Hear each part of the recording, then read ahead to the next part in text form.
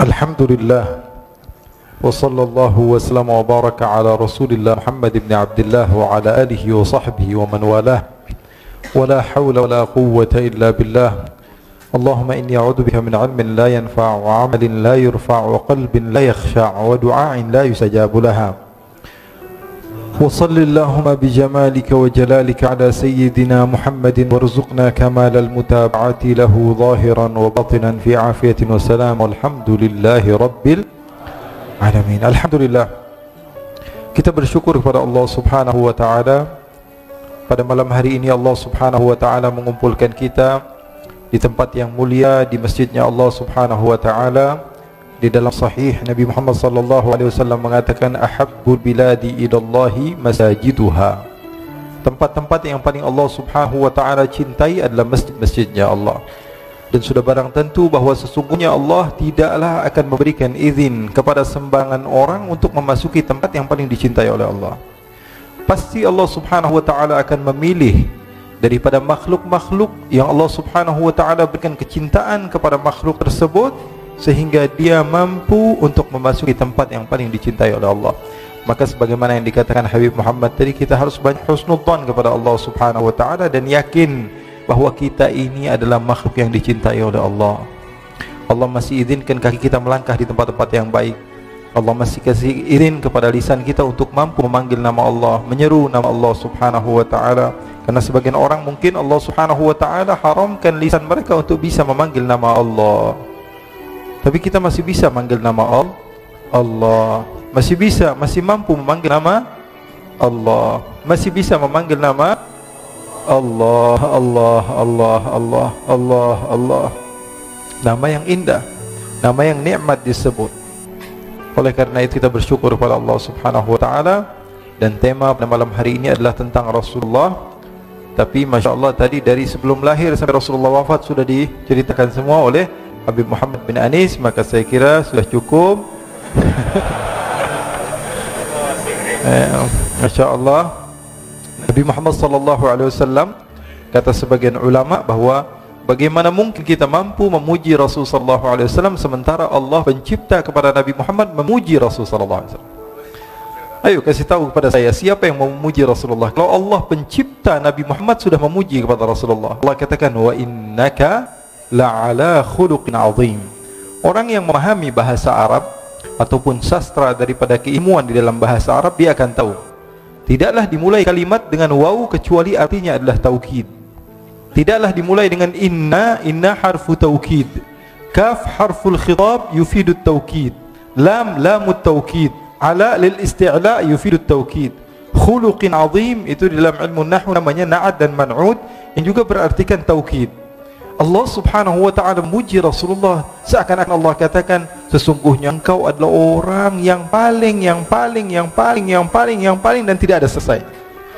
Nabi Muhammad sallallahu alaihi wasallam adalah makhluk yang paling dipuji oleh Allah. Kenapa kok Rasulullah sallallahu alaihi wasallam dilebih-lebihkan? Kok nabi-nabi yang lain tidak dilebihkan? Ini perintah Allah. Baca Al-Quran. Allah katakan wa kadzalika faddalna ba'dahum 'ala ba'd. Begitulah kami, kata Allah subhanahu wa ta'ala, kami muliakan nabi yang satu daripada nabi yang lain. Kalau ada seorang nabi berdoa kepada Allah, Rabbi syrah li sadri wa yassir li amri, ya Allah lapangkanlah dadaku, Nabi Muhammad, Allah katakan alam nashrah laka sadrak, aku lapangkan dadamu sebelum kamu minta kepadaku wahai Muhammad. Sallu ala Nabi Muhammad. Kalau ada seorang nabi, diceritakan bahawa Nabi Yusuf alaihi salatu wassalam, ketika beliau hadir di satu tempat dan sahabat-sahabat Zulaikha dihadirkan apel, kemudian mereka memotong, yang potong tangan jemari mereka, maka dikatakan wa sahbu Zulaikha law ra'ayna jabinahu la atharna taqti'ul qulubi 'ala al-aidi. Katanya kalau yang nampak, yang hadir itulah Nabi Muhammad, bukan Nabi Yusuf, apa yang akan terjadi? Sahabat-sahabat Zulaikha akan terpotong-potong hati mereka sebelum mereka memotong tangan mereka. Sallu ala Nabi Muhammad. Kalau ada seorang nabi yang berdoa kepada Allah mengatakan aini anzur ilaik, baca dalam Al-Quran, seorang nabi meminta kepada Allah, ya Allah perlihatkanlah kepada saya wujudmu ya Allah. Arini anzur ilaik, apa jawaban Allah? Lan tarani walakin anzur ilal jabali fa in istaqarra makanahu fasawfa tarani. Allah subhanahu wa ta'ala katakan, tidak wahai Musa, kamu tidak akan pernah mampu melihat kepada aku. Tapi seorang nabi yang Allah Subhanahu wa taala mi'rajkan, Allah jumpakan dengan Allah Subhanahu wa taala, dia masih belum yakin. Apa benar saya tadi melihat Allah?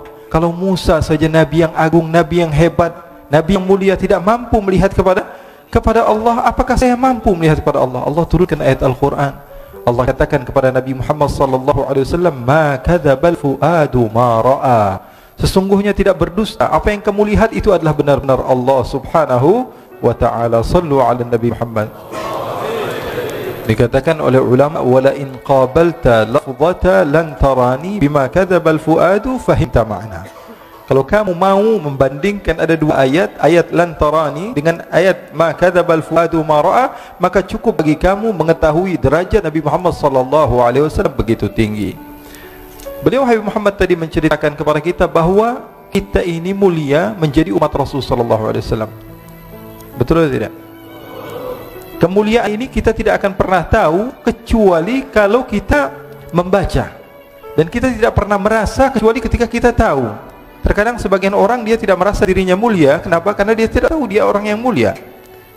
Mutiara dia letakkan di jalanan, karena dia tidak mengenal, maka dia akan menyamakan antara bebatuan biasa kerikil dengan emas. Bagi dia tidak ada bedanya. Kenapa? Karena dia tidak tahu. Dan kalau kamu mau membaca hadis-hadis Rasul sallallahu alaihi wasallam, kamu akan dapati bahwa umat-umat terdahulu berbeda dengan umat sekarang, umat Rasul sallallahu alaihi wasallam.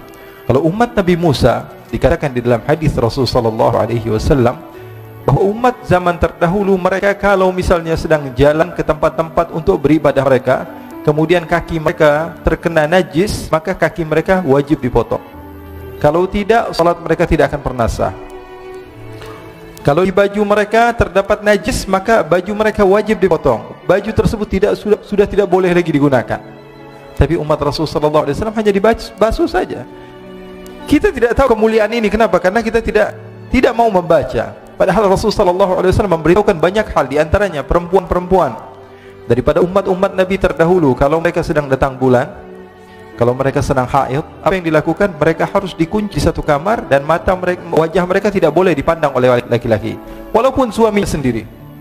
Tapi umat Rasul sallallahu alaihi wasallam, Rasulullah katakan, "Isna'u kulla syai'in illa nikah." Kata Rasulullah, lakukan segala sesuatu apapun yang kamu mau kecuali berhubungan suami istri. Jadi umat Rasul sallallahu alaihi wasallam begitu mulia, begitu hebat. Tapi terkadang kita tidak mengetahui kehebatan tersebut. Kenapa?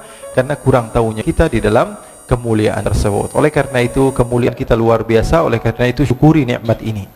Syukuri nikmat dengan keberadaan Rasul sallallahu alaihi wasallam. Bi akramir rusli kunna akramal umami. Karena Rasul sallallahu alaihi wasallam jadi mulia, maka kita jadi mulia juga. Kita ini umat siapa? Umat Nabi Muhammad. Kalau mudhaf ilaih misalnya, Baitul Faqir, bait artinya rumah, al-faqir artinya orang miskin. Ketika rumah tersebut disandarkan kepada orang miskin, maka rumah tersebut menjadi hina. Tapi kalau Baitul Ghani, rumah juga, tapi disandarkan kepada orang kaya, maka rumah tersebut menjadi mulia. Umat terdahulu dan umat Nabi Muhammad SAW. Kenapa umat Nabi Muhammad SAW menjadi mulia? Karena bersanding kepada Nabi besar Muhammad sallallahu alaihi wasallam. Kita sering baca Quran. Setelah kita baca Quran, kita cium Al-Quran. Yang kita cium apa? Kulitnya, jilidnya, betul tidak? Sampulnya. Coba kasih tahu pada saya, ada atau tidak ulama yang mengatakan sampul Al-Quran termasuk dari Al-Quran? Cari ulama manapun, mereka tidak akan mengatakan bahwa sampul Al-Quran termasuk daripada Al-Quran. Al-Quran itu ya dari pertama tadi, Bismillahirrahmanirrahim sampai Qul a'udzu birabbin nas. Sampul Al-Quran termasuk Quran atau bukan? Bukan termasuk Al-Quran. Tapi kenapa kok kita setelah membaca Al-Quran kita tutup, kita cium sampul Al-Quran? Kenapa? Karena dia mulia, karena dekat dengan hal yang mulia. Sallu ala Nabi Muhammad. Oleh karena itu ikhwani, akhwati, dimanapun kalian berada, yang menonton juga ini di alam nyata dan dalam gaib, jadi kita tidak akan pernah tahu kemuliaan kita kecuali setelah kita mengenal siapa diri kita. Oleh karena itu kita syukuri nikmat ini, dan insyaallah Allah Subhanahu wa taala berikan kepada kita keistiqomahan di dalam berjuang di jalan Allah Subhanahu wa taala. Allah Subhanahu wa taala janjikan kepada kita bahwa kita pasti akan mendapatkan kemuliaan. Allah katakan, "Innamal izzatu lillahi wa lirasulihi wa lil mu'minin." Kemuliaan itu milik Allah, milik Rasulnya, dan milik mukmin. Memang betul Allah janjikan nanti kita akan menjadi makhluk Allah Subhanahu wa taala yang paling berjaya. Tapi pertanyaannya, apakah kita ikut andil dalam kejayaan Islam? Islam pasti akan dimuliakan oleh Allah, pasti. Tapi pertanyaannya, apakah kita ikut andil dalam kemuliaan Islam atau tidak? Oleh karena itu kita meminta kepada Allah Subhanahu wa taala supaya kita menjadi orang yang istiqamah dengan berkat Nabi besar Muhammad sallallahu alaihi wasallam. Ikhwani, segala sesuatu kalau berhubungan dengan Rasulullah maka akan menjadi mulia. Apapun itu. Bahkan maaf kalau kita baca sejarah Rasulullah SAW, ada sebagian orang yang hijrah dari tempat yang jauh. Contohnya daripada Habasyah, ada seorang yang bernama Bilal. Sampai sekarang namanya disebut di mana-mana. Semua orang mengenal beliau. Lebih hebat daripada siapapun di dunia ini. Sebagian orang mungkin terkenal 10 tahun, 20 tahun, 30 tahun, hilang ceritanya. Sehebat-hebatnya orang tersebut di masanya. Tapi Bilal bin Rabah, orang kampung, orang pelosok, orang pedalaman. Akan tapi beliau masih dikenal karena apa? Karena menjadi sahabat Rasul sallallahu alaihi wasallam. Nabi Muhammad sallallahu alaihi wasallam apapun saja yang berhubungan dengan Rasul sallallahu alaihi wasallam akan menjadi mulia. Bahkan Allah Subhanahu wa taala ketika berbicara yang dibahas tentang Rasulullah, Allah Subhanahu wa taala bedakan cara berbicara Allah Subhanahu wa taala kepada Rasulullah, mengajarkan kepada kita bahwa Nabi Muhammad adalah makhluk yang paling mulia. Allah katakan kalau memanggil Nabi Musa ya Musa, memanggil Nabi Isa ya Isa, memanggil Nabi Nuh ya Nuh, memanggil Nabi Ibrahim ya Ibrahim, memanggil Nabi Adam ya Adam uskun anta wa zawjukal jannata, memanggil Nabi Isa ya Isa inni mutawaffika wa rafi'uka ilai, memanggil Nabi Muhammad apakah ada kalimat ya Muhammad di dalam Al-Quran? Coba beritahukan kepada saya. Coba sekarang buka Al-Quran, cari satu saja kalimat Allah memanggil nama Nabi Muhammad dengan nama ya Muhammad. Ada atau tidak? Tidak. Semua dengan laqab ya ayyuhan nabiyyu, ya ayyuhar rasulu, ya ayyuhal muzammil, ya ayyuhal mudaththir. Allah Subhanahu wa taala panggil nama Nabi besar Muhammad sallallahu alaihi wasallam dengan nama-nama yang agung. Bahkan Allah Subhanahu wa taala letakkan kalimat-kalimat seperti taukid tadi. Ketika Rasul sallallahu alaihi wasallam ingin dipindahkan kiblat yang dari Baitul Maqdis menuju Makkah, menuju Ka'bah, Allah Subhanahu wa taala kabulkan kepada Rasulullah sebelum Rasulullah meminta. Allah katakan qad nara taqalluba wajhika fis samai fala nuwalliyannaka qiblatan tardaha. Fa lagi dimulai, lam taukid lagi, nun nuwalliyannaka taukid thaqilah lagi, kaf harful khitab lagi. Jadi artinya apa? Allah Subhanahu wa taala mengistimewakan Rasul sallallahu alaihi wasallam. Kenapa? Karena Allah Subhanahu wa taala pilih Nabi Muhammad sebagai uswah. Allah katakan Nabi Muhammad adalah apa? Uswah. Kalau di dalam bahasa Arab sebenarnya orang yang diikuti itu qudwah. Qudwah itu apa? Orang yang diikuti. Contohnya dalam fiqih mungkin kita baca syurutul qudwah. Tapi Allah Subhanahu wa taala sebutkan Nabi Muhammad uswah. Contoh di dalam segala hal. Dalam urusan duniawi, urusan ukhrawi. Nabi yang berjumpa dengan Allah, Mi'raj, berjumpa dengan Allah. Kalau kita masuk ke istana negara atau masuk ke tempat yang mulia, menurut kita pulang-pulangnya udah belagu. Kita sudah update, kita sudah kasih tahu semua orang. Ini berjumpa dengan Allah Subhanahu wa taala. Pulang ke rumahnya ngelihat ada kucing dikasih minuman, gelas yang sama Rasulullah minum dari kucing tersebut. Sallu ala Nabi Muhammad. Yang berjumpa dengan Allah Subhanahu wa taala turun ke bumi, istrinya enggak bisa naik untanya karena agak sedikit tidak tinggi, istrinya yang bernama Safiyah. Rasulullah sallallahu alaihi wasallam letakkan kakinya untuk dinaiki istrinya. Bahkan dalam riwayat punggung Rasulullah sallallahu alaihi wasallam dijadikan injakan untuk istrinya. Sallu ala Nabi Muhammad. Bahkan Rasulullah sallallahu alaihi wasallam tidak malu. Sayyidatuna Aisyah ditanya, Rasulullah ini apa sih bedanya? Kok kamu bisa ngobrol sama Rasulullah? Kalau kami ini katanya di luar ngelihat Rasulullah sallallahu alaihi wasallam itu takut. Orang kata Sayyidina Ali bin Abi Thalib yang berjumpa dengan Rasulullah sallallahu alaihi wasallam akan ahabah wa idza khalatahu ma'rifatan ahabbah. Orang kalau berjumpa dengan Rasulullah sekilas begitu gugup, gemetaran, enggak bisa ngomong. Bahkan katanya sebagian sahabat itu udah dicatat nih mau ngomong apa. Di depan Rasulullah sallallahu alaihi wasallam enggak bisa ngomong. Sampai seorang perempuan ketika ditanya kepada Rasulullah, "Alaki hajat? Kamu punya hajat kepada saya?" Dia mengatakan, enggak bisa ngomong. Tata-tata. Enggak bisa ngomong. Kata Rasulullah, "Ya miskinah, alaiki bis sakinah." Wahai orang perempuan yang aku kasihan kepadamu, tenang saja. Saya ini tidak ada beda dengan kamu. Saya ini adalah apa? Anak daripada seorang perempuan yang makan dendeng, kata Rasulullah. Dendeng apa dendeng itu namanya? Dendeng. Makan daging, kata Rasulullah. Tidak ada bedanya. Nabi Muhammad SAW. Kata sahabat, wahai Aisyah, kok bisa? Ini Siti Aisyah kan selalu banyak terkadang masalah-masalah yang diceritakan oleh Siti Aisyah. Bahkan Siti Aisyah pernah menceritakan, kami ini pernah punya masalah sama Rasulullah. Saya ini pernah punya masalah sama Rasulullah. Suatu saat saya ngambek sama Rasulullah. Akhirnya Rasulullah mengatakan, wahai Aisyah, kita cari jalan keluar. Gimana caranya supaya kita baikan? Kata Rasulullah SAW, gimana kalau saya panggil penengah antara kita berdua? Kata Aisyah, oke wahai Rasulullah. Kemudian Rasulullah mengatakan, apakah kamu mau Umar? Umar nggak mau, Umar orangnya keras. Apakah kamu mau Uthman? Uthman nggak. Uthman ini orangnya terlalu pemalu. Jadi Rasulullah menawarkan, apakah Ali bin Abi Thalib? Ali bin Abi Thalib sepupu kamu dan menantu kamu ya Rasulullah, pasti dia akan memenangkan kamu. Terus kamu maunya siapa? Abu Bakar As-Siddiq. Nah, Abu Bakar orang yang tepat katanya, orangnya bijak, padahal bapaknya sendiri. Siti Aisyah mengatakan apa? Ini orang yang bijak, orang yang tepat. Ya sudah, panggil Abu Bakar. Dipanggil Sayyidina Abu Bakar As-Siddiq. Sayyidina Abu Bakar sudah malu nih di hadapan Rasulullah SAW. Ada apa ya Rasulullah? Kata Rasulullah SAW, wahai Abu Bakar, saya memanggil kamu ke tempat ini untuk menjadi penengah antara saya dengan Aisyah. Karena saya memiliki masalah, kamu bukan sahabat saya dan kamu bukan ayah daripada Aisyah. Sekarang kamu sebagai penengah antara masalah kami berdua. Kata Sayyidina Abu Bakar, oke ya Rasulullah. Duduk Sayyidina Abu Bakar. Maka Sayyidina Abu Bakar bertanya, siapa yang mau menceritakan? Maka Rasulullah SAW katakan, wahai Aisyah, saya atau kamu dulu yang memulai? Maka Sayyidatuna Aisyah mengatakan, kamu dulu yang memulai ya Rasulullah, tapi tolong jangan berdusta.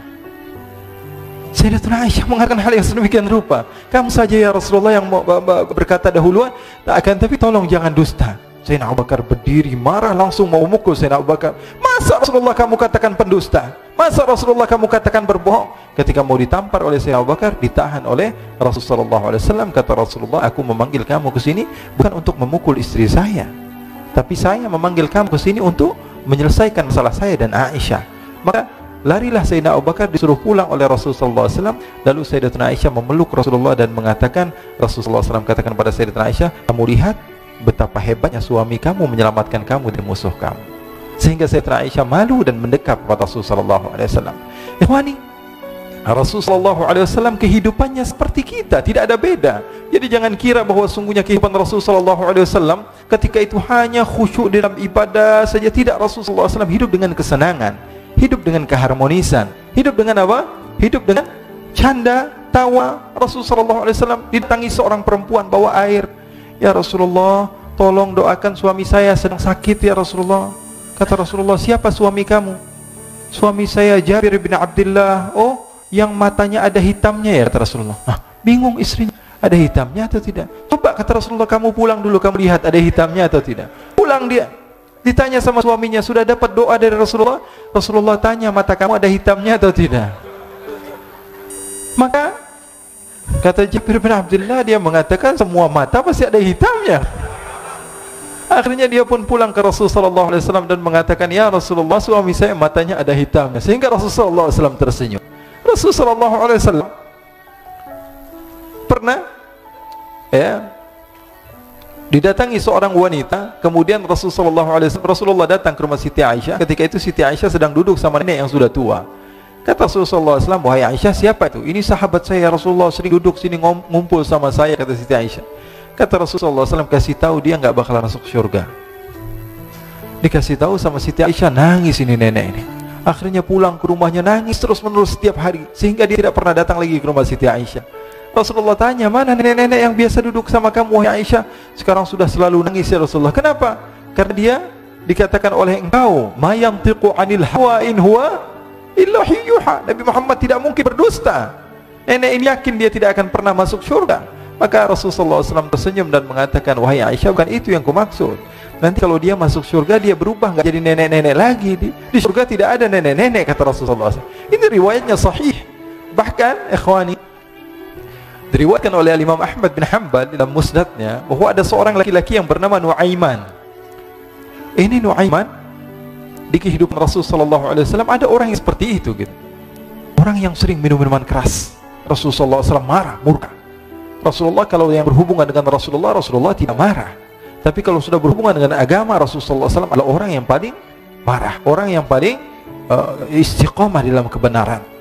Maka Rasulullah panggil Nuaiman, apa yang kau lakukan? Dia katakan, aku minum minuman keras ya Rasulullah. Rasulullah cambuk dia.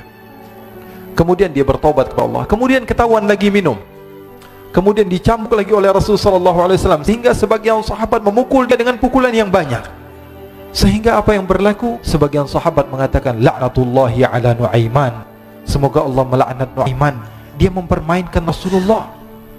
Dia bilang sudah mau taubat tapi minum lagi. Dia bilang sudah mau taubat tapi minum lagi. Maka Rasulullah SAW mengatakan, la tal'anuh fa innahu yuhibbullah wa rasulah. Kata Rasulullah, jangan kamu laknat Nu'aiman, karena dia itu cinta sama Allah, cinta sama Rasulnya. Dalam riwayat dia dicintai Allah dan dicintai oleh Rasulnya Muhammad sallallahu alaihi wasallam.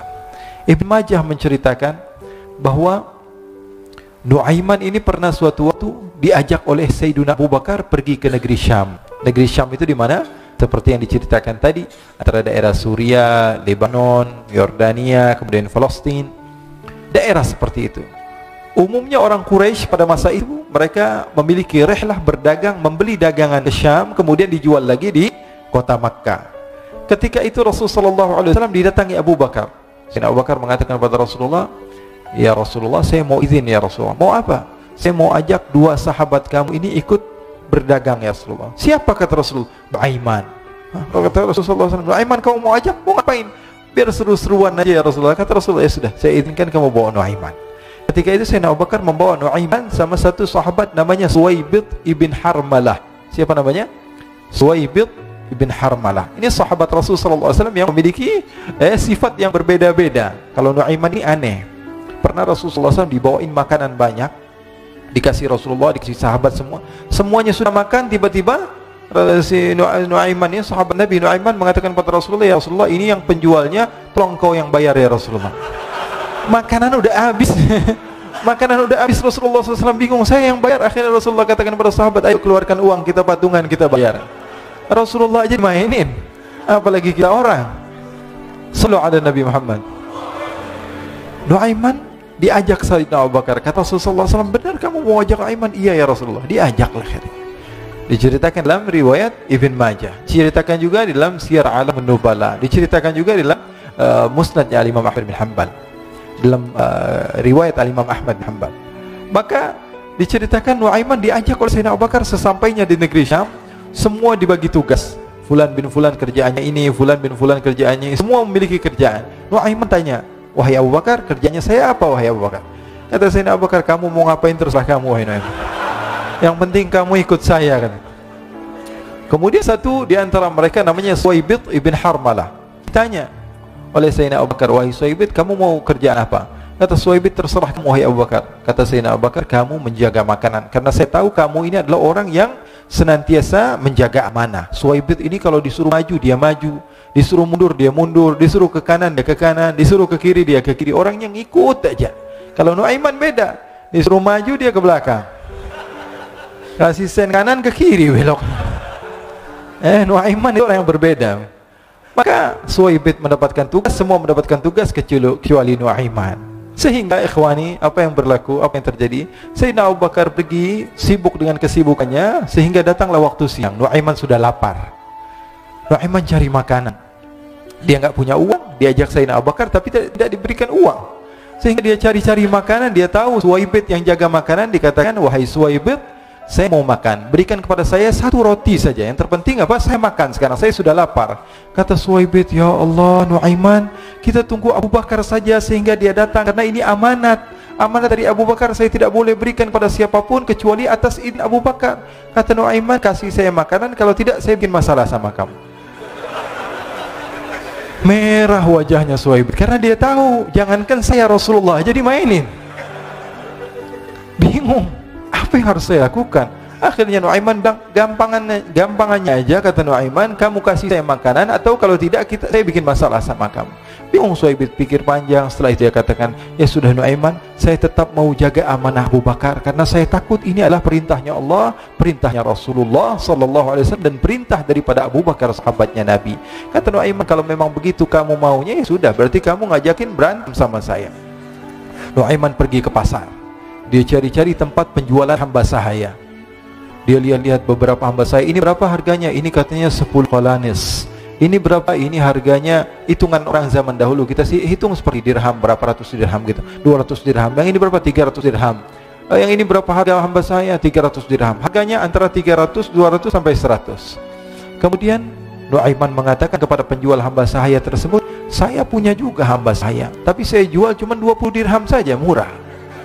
Katanya, apa benar ada hamba saya harganya segitu? Iya, karena dia punya aib, ada kekurangan. Apa? Nanti kalau kalian tangkap, dia bakalan teriak, saya ini bukan hamba sahaya tapi orang merdeka.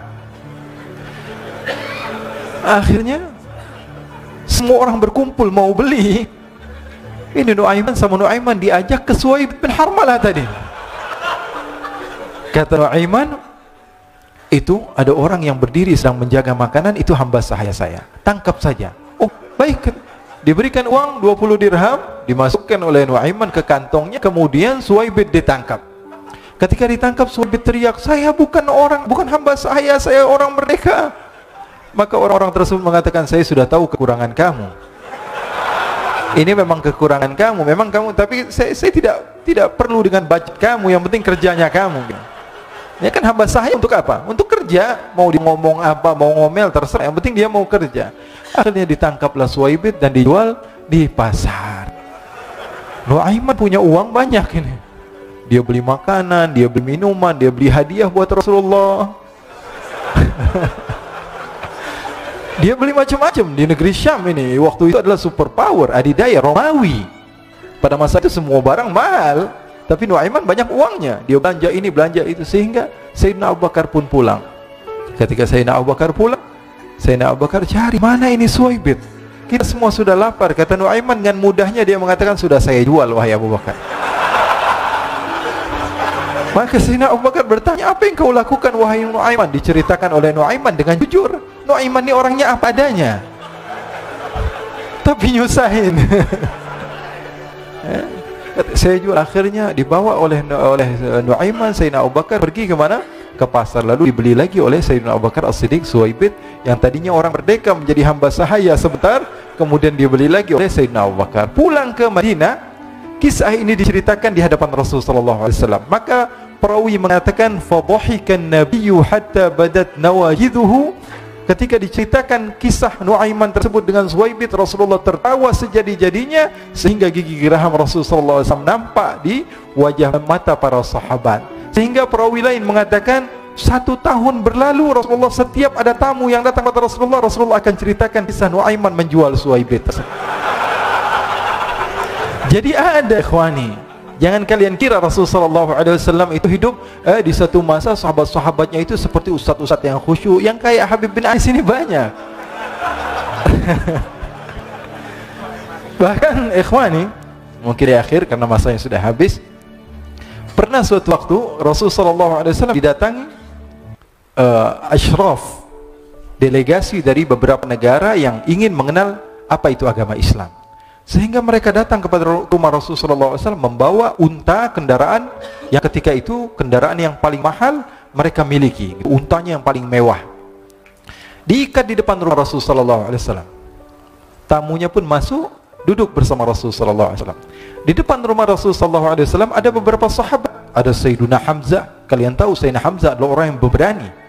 Ada Sayyiduna Umar, kalian tahu Sayyidina Umar adalah orang yang pemberani.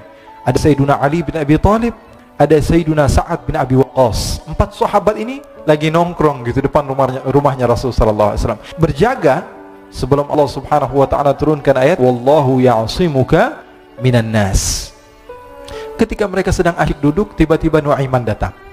Ini Nuaiman kalau datang pasti bikin sesuatu yang aneh. Bahkan dikatakan tidaklah Rasulullah SAW dalam keadaan bersedih, kecuali Nuaiman datang Rasulullah akan tersenyum.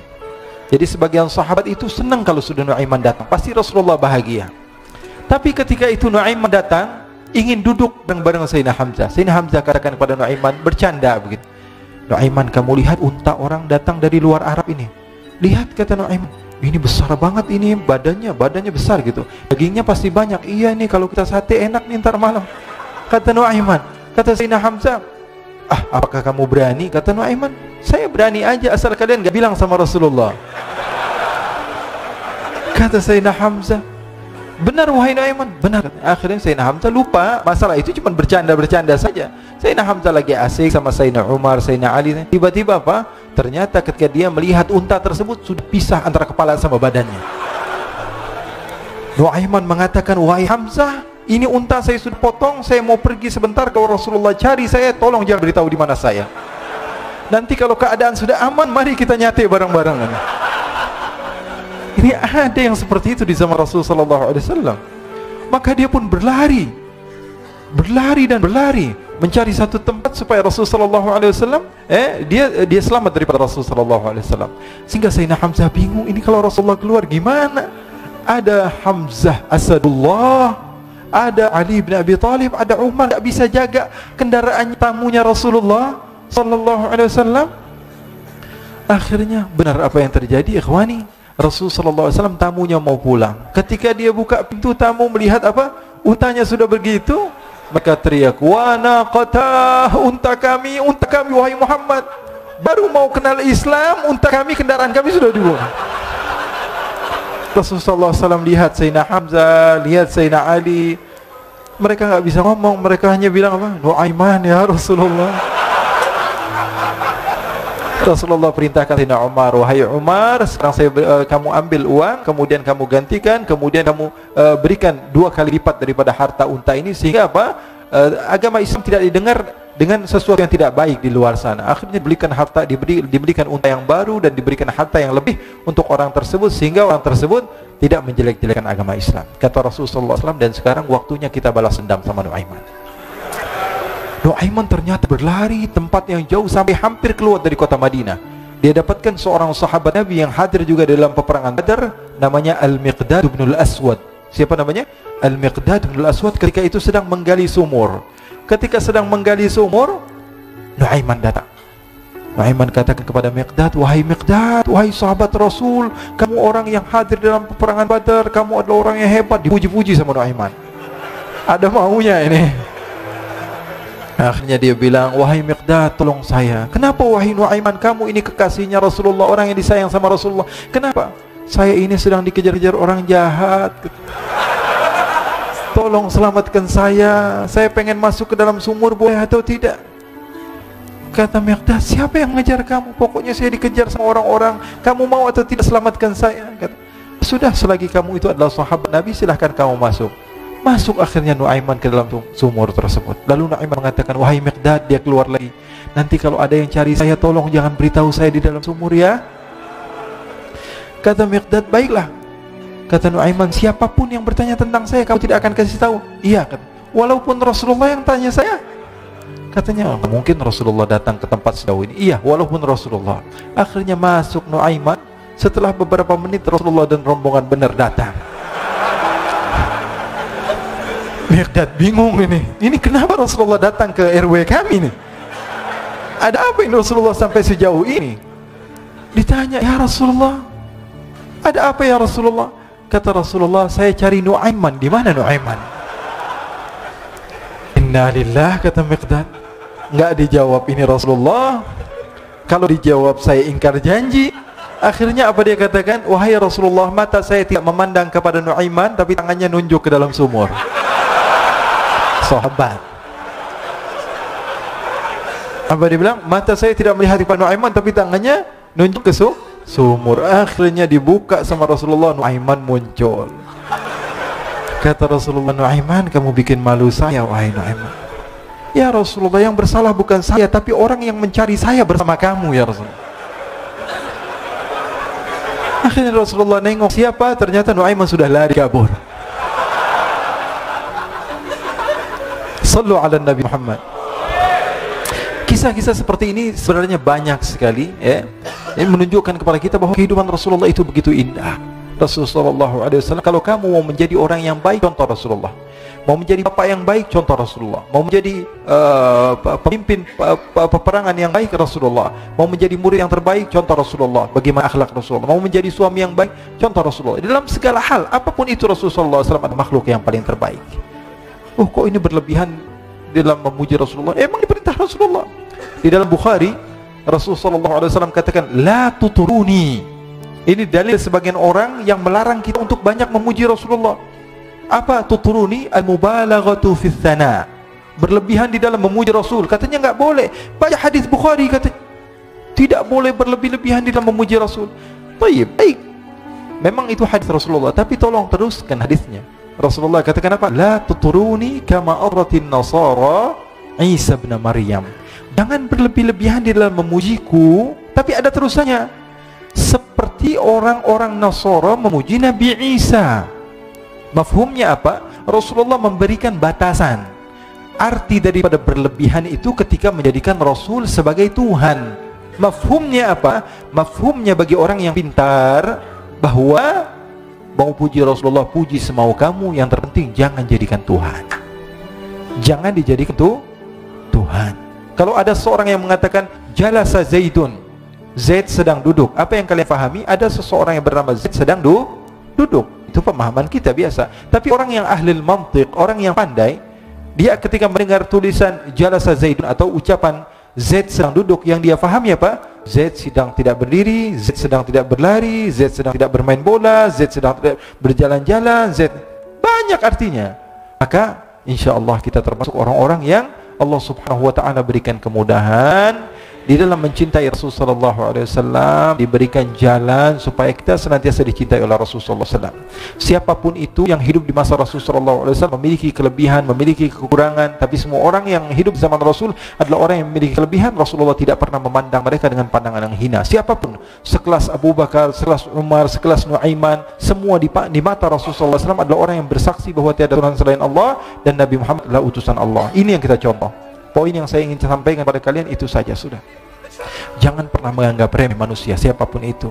Nampak dia adalah ahli minuman keras, akan tapi dia cinta sama Allah, dicinta oleh Allah.